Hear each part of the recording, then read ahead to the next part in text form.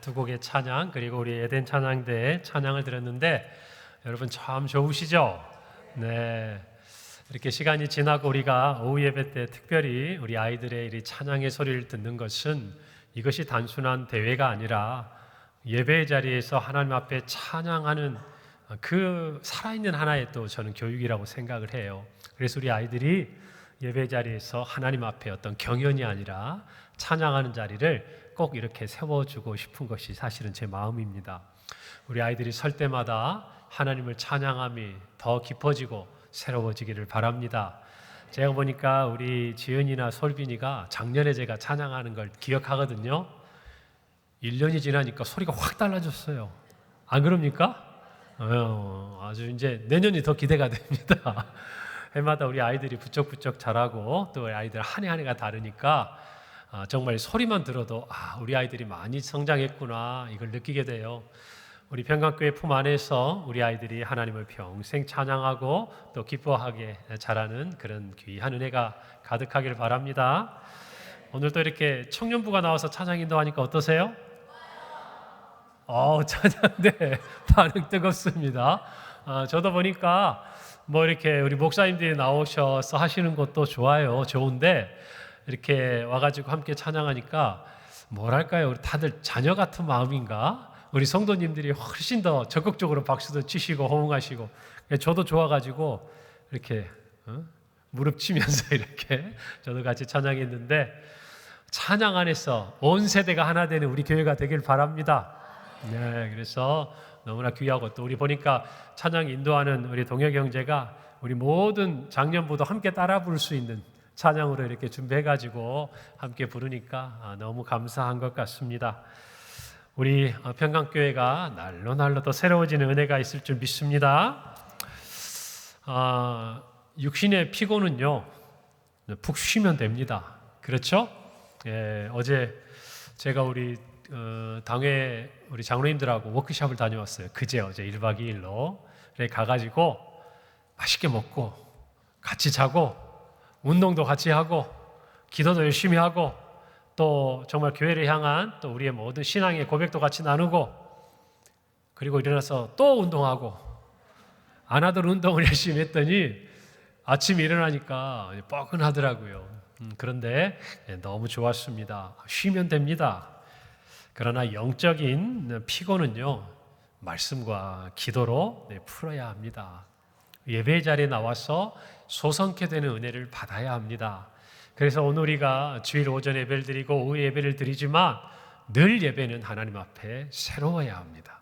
새 마음으로 우리 집사님께서 늘 새 영과 새 몸과 새 마음을 달라고 기도해 주셨는데 저뿐만 아니라 우리 모든 성도들이 예배 자리에서 그렇게 되기를 바랍니다. 그런 면에서 우리가 다음 주가 성탄주일이죠. 요즘에 세상이 우리나라가 특별히 처한 어려움들이 있다 보니까 뭐 성탄의 그런 어떤 기분, 그런 마음, 그런 즐거움이 잠시 이렇게 찾아보기 힘든 상황이긴 하지만 우리는 외쳐야 하는 줄 믿습니다. 우리는 기뻐해야 하는 줄 믿습니다. 우리는 아기 예수께서 이 땅에 오심을 세상 가운데 선포하고 증거해야 될 줄로 믿습니다. 그래서 다음 주 우리 성탄 예배 함께 드리고 특별히 이 시간 오후 예배 때는 성탄 축하 행사 있는 거 아시죠? 네, 그래서 우리가 주인공이 되기도 하고 관객이 되기도 하고 하나가 돼서 어우러지는 귀한 시간인데 영광은 누구에게? 하나님과 아기 예수께. 그래서 제가 그날 당일 행사 진행 프로그램을 제가 쭉 한번 봤어요. 올려줘서 봤는데 기대하셔도 됩니다. 저도 기대가 되더라고요. 그래서 다음 주에는 기쁜 마음으로 함께 하려고 합니다. 여러분 오늘은 기도에 대한 말씀이에요. 기도의 세계는요 바다와 같다고들 합니다. 바다와 같아요. 어때요? 그 끝을 모르고 그 깊이를 몰라요. 여러분 정말 이 기도의 세계에 발을 들인 사람들은 내가 충분히 기도했다. 내가 아주 후회 없이 기도했다. 내가 이제는 더 이상 기도할 것이 없다. 뭔가 이상한 거예요. 기도의 세계는 바다와 같은 거예요. 여러분 우리는 말씀을 잘 배우고 알아야 합니다. 성경에 대한 지식은요 우리로 하여금 진리를 깨닫게 합니다. 그래서 그 진리 안에 거하도록 우리를 인도해 주는 것이죠. 그렇지만 또 한편으로도 기도는 우리가 하나님을 향해 어떠한 마음을 가져야 하는지를 알게 해줘요.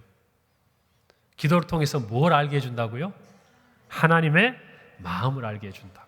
우리가 하나님을 향해 어떤 마음인지도 중요하지만 정작 중요한 것은 이 기도의 자리에서 하나님이 저와 여러분들을 향해서 어떤 생각을 가지고 계시고 어떤 마음을 가지고 계시는지, 하나님이 나를 사랑하시는지, 아니면 하나님께서 지금 나를 훈육하시고 훈계하시는지, 안타까워하시는지, 눈물 흘리시는지, 기뻐하시는지 누가 아신다고요?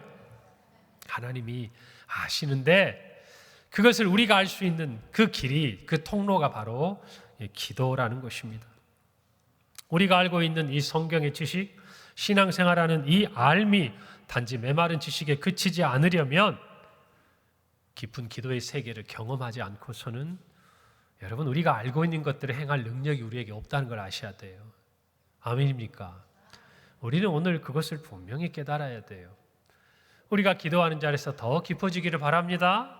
더 하나님의 마음을 알아가는 저와 여러분이 되기를 바랍니다. 오늘 예수님께서는 기도에 대해서 가르쳐주고 계시는데요, 2절답게 딱 2마디 하셨습니다. 하라, 하지 마라. 먼저 하지 말라고 하셨어요. 오늘 5절 말씀입니다. 또 너희는 기도할 때에 외식하는 자와 같이 하지 말라. 그들은 사람에게 보이려고 회당과 큰 거리 여기에 서서 기도하기를 좋아하느니라. 내가 진실로 너에게 이르노니 그들은 자기 상을 이미 받았다. 하지 말래요. 누구와 같이 하지 말라고요?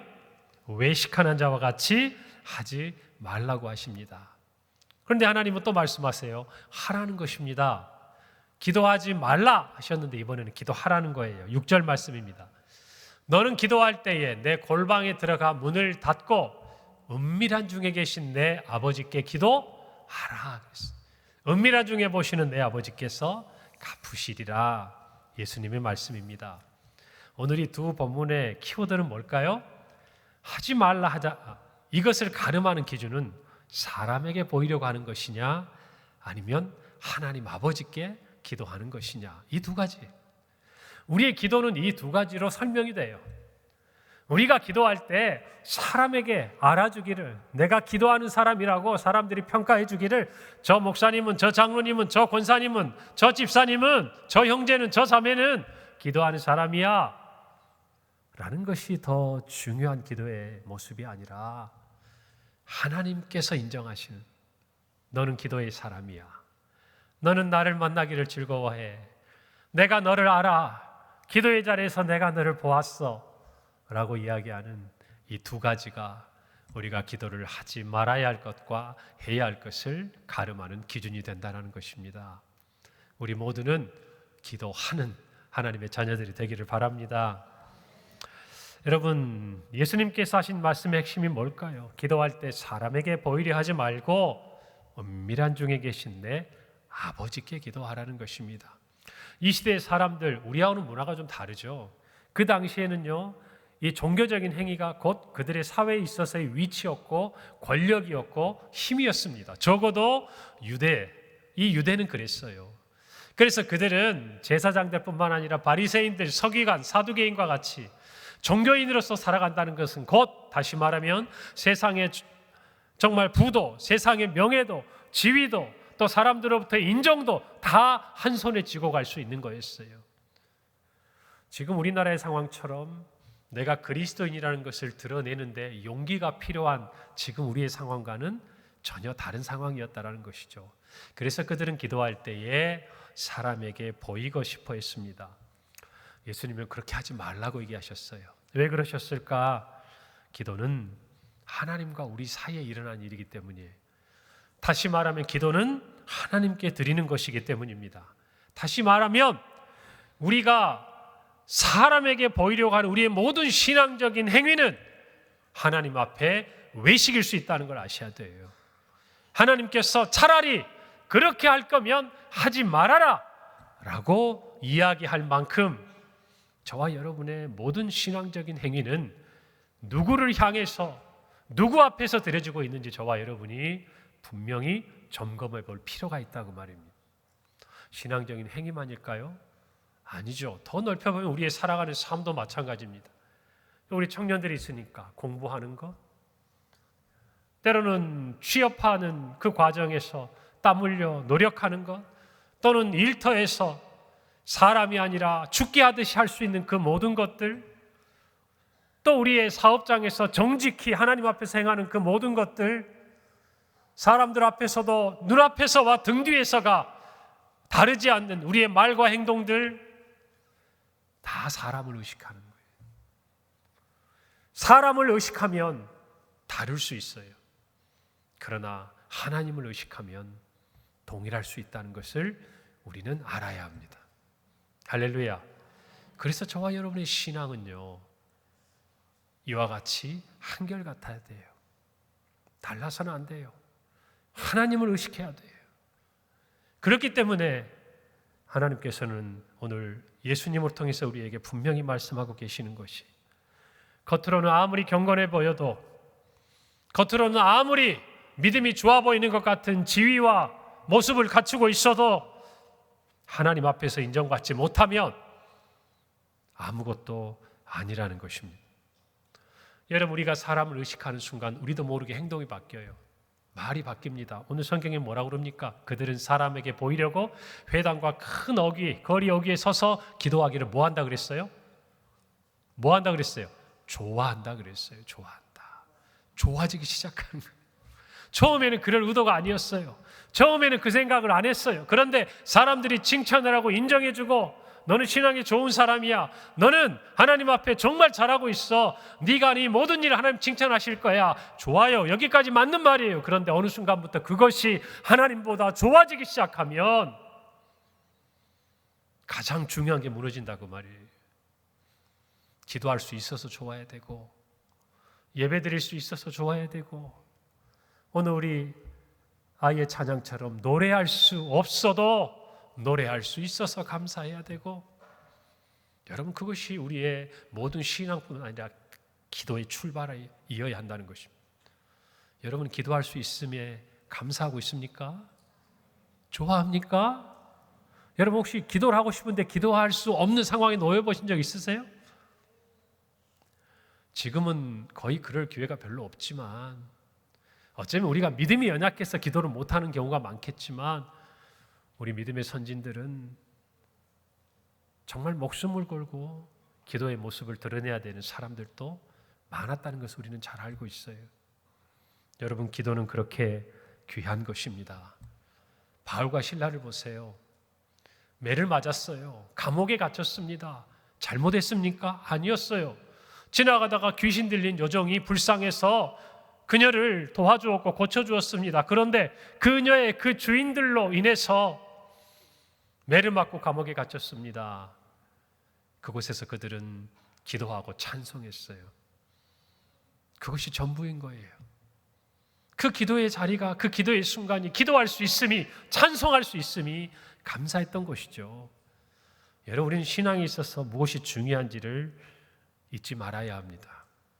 우리가 기도할 때, 찬양할 때, 섬길 때, 봉사할 때 우리가 의식해야 되는 대상은 오직 한 분, 하나님이십니다. 죽게 하듯 하는 겁니다. 이것이 저와 여러분의 고백이어야 합니다. 그러므로 어쩌면 우리는 하나님 앞에 하나님께 집중하기 위해서 다른 모든 것들을 배제하는 노력을 우리의 경건의 습관을 통해서 길러야 해요. 오늘 주님께서는요, 골방에 들어가라고 말씀하셨습니다. 왜 그러시는가? 첫째로 세상의 소리로부터 우리의 귀를 닫기 위함이에요. 여러분, 오늘 우리의 주변은 너무 시끄럽습니다. 지금 예배의 자리가 끝나기 전까지 우리는 많은 이야기를 듣고 왔어요. 이제 이곳에서 예배를 마치고 우리가 돌아가서 지내는 한 주간 동안 우리는 또 수많은 세상의 소리를 듣게 될 겁니다. 어떤 소리뿐만 아니에요. 끊임없이 쏟아지고 끝없이 쏟아지는 정보의 홍수, 그리고 수많은 사건과 사고, 그리고 우리의 마음을 또 즐겁게 하는 드라마와 영화와 스포츠, 그리고 거짓된 소문들과 가십거리, 그리고 상처를 주고받는 수많은 말들, 우리의 생각과 마음을 시끄럽게 하는 소리들, 다시 말하면 하나님께 집중하지 못하게 하는 소리들로 이 세상은 가득해요. 그래서 우리는 골방으로 들어가야 한다는 것입니다. 골방에 들어가 보아야 그 자리가 우리에게 얼마나 중요하고 소중한지를 알게 되는 거예요.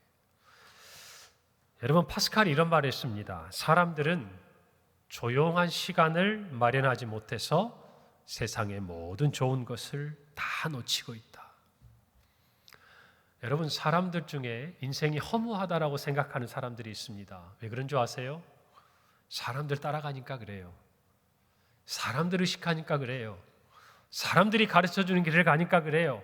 거기 가면 좋을 줄 알아요. 자기 눈에는 그렇게 보이거든요. 여러분, 그런데 우리 이런 말 하잖아요. 친구 다 필요 없더라. 누가 중요하다? 가족이 중요하다. 이런 말 하잖아요. 필요 없다라는 게 좋지 않거나 우리에게 중요하지 않다는 말이 아니에요. 무슨 말입니까? 그것이 전부인지 알고 쫓아가다 보면 정작 중요한 것을 깨닫지 못하는 때가 생긴다, 그 말이에요. 우리가 우리의 인생을 놓고 하나님 앞에 진지하게 조용하게 세상의 소리에 귀를 닫고 하나님 앞에 그 시간들을 경험해 보지 못하면 우리는 분주할 수밖에 없어요. 우리는 쫓아다닐 수밖에 없어요. 우리는 세상이 하는 말에 귀를 기울일 수밖에 없어요. 남들이 하는 대로 따라할 수밖에 없어요. 그러나 골방에 들어가서 문을 닫고 조용히 내 인생을 돌아보고 나아갈 길을 하나님께 묻다 보면 세상에서는 발견할 수 없는 우리 인생의 가장 소중한 것들을 그 자리에서 발견하게 되는 줄 믿으시기를 바랍니다. 그래서 기도는 우리에게 너무나 좋은 것이에요. 우리는 몰라요. 뭘 놓치고 있는지. 기도를 하지 않음으로 인해서 저와 여러분이 하나님께서 우리에게 예비하시고 준비하신 그 좋은 것들을 우리가 어떻게 놓치고 있는지를 세상의 분주한 소리 가운데서 모르고 산다고 말이에요. 고작 우리 눈에 보이는 돈 몇 푼, 우리가 먹고 취하고 누릴 수 있는 즐거운 그 모습들은 아까워하고 아쉬워하고 안타까워하면서 정작 기도의 자리에서 우리가 얻을 수 있는 그 크고 귀한 것들에 대해서는 전혀 아쉬워하지도 아까워하지도 안타까워하지도 않는 것이 어쩌면 이 시대에 기도하지 않는 성도들의 모습이라는 것입니다. 사랑하는 성도 여러분, 그래서 우리는 골방에 들어가야 합니다. 여러분, 조용히 있는 시간, 이 골방은요, 장소적인 개념보다는 관계적인 개념을 더 의미하는 것 같아요. 자신을 돌아볼 수 있는 시간, 하나님 앞에 비춰볼 수 있는 시간. 성도는 모든 관계들을 내려놓고 하나님 앞에 잠시 집중하는 시간. 여러분, 그래서 골방에 들어가서는 문을 닫아야 돼요. 오늘 성경에 예수님께서 뭐라고 그러셨어요? 6절 상반절에 너는 기도에 들어갈 때에 내 골방에 들어가 뭐 하라고요? 골방에는 들어갔는데 문을 안 닫는 사람들이 있어요. 기도의 자리는 만들어 놓고 기도의 시간은 만들어 놨는데 문을 안 닫아요. 하나님의 음성을 듣겠다고 가놓고 세상의 소리도 같이 한쪽으로 다 듣고 있는 거예요. 여러분, 저희가 이번 당회 워크숍을 가평에 있는 오륜빌리지라고 오륜교회에서 운영하는 수영관 같은 곳을 갔어요. TV 있을까요? 없을까요? 있을까요? 없을까요? 없어요. 여러분, 기도회에 가서 방에 텔레비전 있는 거 보셨습니까? 없어요. CCTV 모니터밖에 없어요. 왜 TV를 놓지 않을까요? 잠시 세상으로부터 떨어져서 기도에 하나님 만나는 일에 집중하도록 돕는 거죠. 근데 요즘에는 텔레비전을 가지고 갈 수가 있어요. 다 가지고 다녀요. 한 사람도 예외 없이 다 가지고 다녀요. 텔레비전 없어도 전혀 불편하게 느끼지 않아요. 이것이 오늘날 우리가 살고 있는 세상의 모습이에요. 핸드폰을 놓지 못하면 기도원 가도 수양관 가도 아무 소용이 없다고. 세상의 귀를 닫을 방법이 없는 거예요. 사랑하는 성도 여러분, 골방에 들어갔다고 세상에서 떠날 수 있는 것이 아니에요. 세상의 소리가 우리의 마음과 우리의 머리와 우리의 생각과 우리의 귀를 사로잡지 못하도록 문을 닫아야 하는 거예요. 문을 닫아야 돼요. 여러분 기도하고 싶거든 골방에 들어가서 문을 닫기를 바랍니다. 가끔 보면 그런 성도들이나 또 이렇게 동료들이 있습니다. 갑자기 전화가 와요. 여보세요. 뭐해? 나 기도원에 왔어. 기도로 왔다는 거죠. 언제 갈 거야? 언제 왔는데 언제 갈 거야? 여기 이야기합니다. 나중에 만나보면 저한테만 전화한 게 아니에요. 지금 뭐하러 간 겁니까? 기도하러 간 거죠. 여러분 꼭 기도원이 아니어도 여러분의 삶의 자리에서요 문을 닫고 세상의 소리를 차단할 수 있는 골방이 필요한 거예요. 여러분의 사무실이 될 수도 있고 여러분의 안방이 될 수도 있고 부엌이 될 수도 있고 어쩌면 지나가는 출근길에 늘 만나는 지하철 안이 될 수도 있는 거예요. 세상의 소리를 닫고 골방에 들어가시기를 바랍니다. 그래도 더 좋은 것을 택하면 좋겠어요. 시끄러운 장소보다는 하나님께 구별할 수 있는 곳, 세상의 소리를 우리가 차단하고 귀를 막아서는 시간이 만약 우리에게 규칙적으로 자리 잡을 수 있다면 여러분은 영혼의 소리를 듣게 되리라 확신합니다. 가장 좋은 것을 놓치지 않게 되리라 믿습니다. 하나님을 만나시기를 바랍니다. 두 번째입니다. 우리가 골방에 들어가야 될 이유는 하나님의 음성에 집중하기 위해서예요. 이것이 보다 중요한 이유죠. 왜 세상의 소리를 차단합니까? 들어야 될 소리가 있기 때문이에요. 하나님의 음성을 들어야 하기 때문이에요. 골방은 그래서 하나님과 독대하는 자리예요. 그래서 하나님의 마음을 듣고 아는 자리예요. 여러분 하나님의 마음을 어떻게 아십니까? 말씀을 통해 아는 것은 어쩌면 지식적으로 먼저 접하게 되는 영역이지만 기도는 우리가 알고 있는 하나님에 대한 지식을 깊이 있게 만들어줘요. 그래서 저와 여러분은요 골방에 들어가야 합니다. 오늘날 성도들의 가장 약한 부분이 뭔가? 기도예요. 솔직히 여러분 가슴에 손을 얹고 생각해 보세요. 기도 얼마나 하십니까? 말씀은 많이 읽는 것 같아요.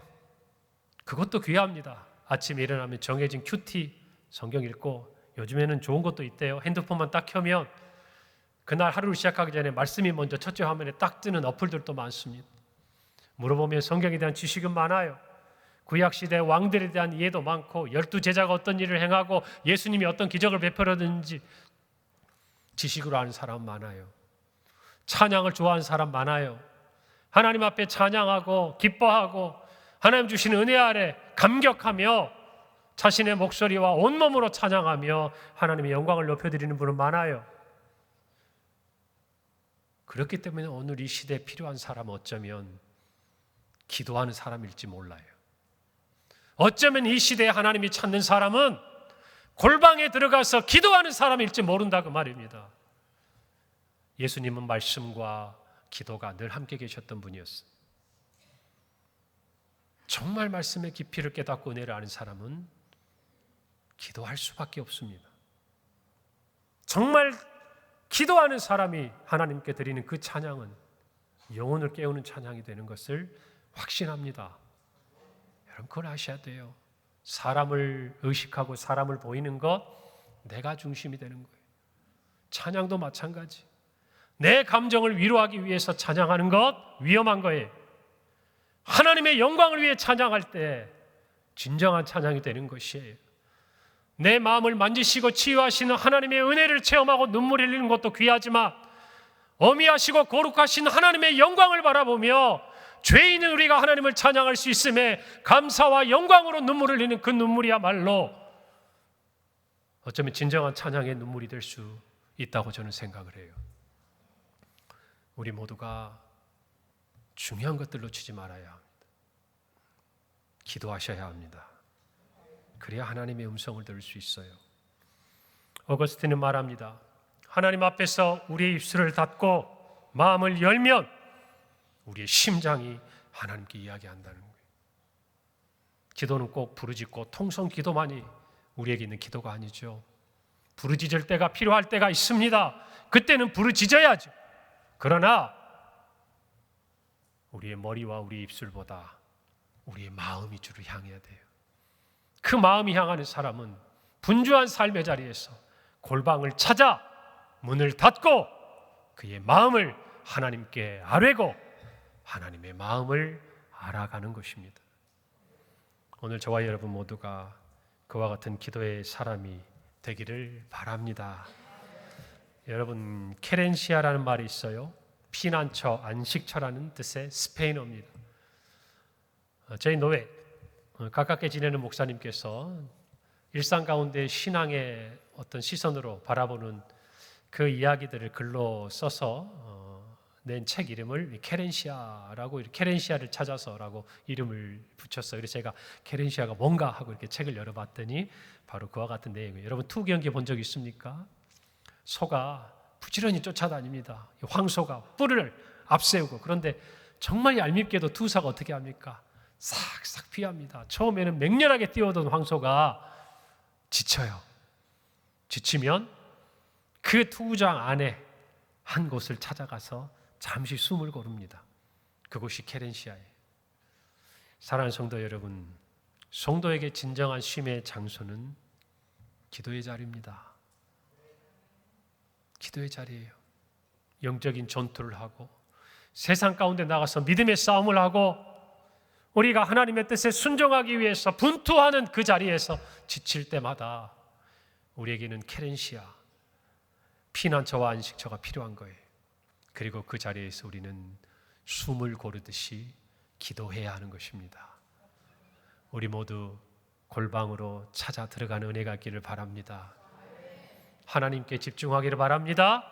적어도 한 주간을 살아가면서 세상의 소리에 귀를 닫고 하나님의 음성에 귀를 기울이기를 바랍니다. 제가 핸드폰을 쓴 지가 5년이 넘었어요. 근데 하루 종일 지나가도 배터리가 사라지질 않아요. 그래서 제가 왜 그런가, 내 제품만 더 좋은가 생각해 보니까 저도 핸드폰을 가지고 있어요. 이 생각을 했어요. 남들보다는 적게 보나 보다. 남들보다는. 그게 꼭 맞는 말인지는 모르겠습니다만은 여러분, 무엇인가로부터, 세상으로부터 하나님을 독대할 수 있는 골방을 마련하시기를 바랍니다. 그리고 여러분 모두가 하나님의 은혜가 안에서 하나님이 그 골방의 기도 가운데 주시는 풍성한 은혜를 받아 누리는 우리 모든 성도들이 되시기를 바랍니다. 기도하겠습니다. 하나님, 은혜를 감사합니다. 오늘 우리에게 주신 귀한 말씀, 골방으로 들어가라, 문을 닫고 하나님께 집중하고 세상의 소리에 귀를 닫을 때에 우리를 향한 하나님의 뜻과 하나님의 예비하신 은혜를 깨닫고 발견하게 될 줄 믿사오니 우리 모든 성도들의 삶에 기도의 능력이 회복되게 하옵소서. 예수님의 이름으로 기도합니다. 아멘.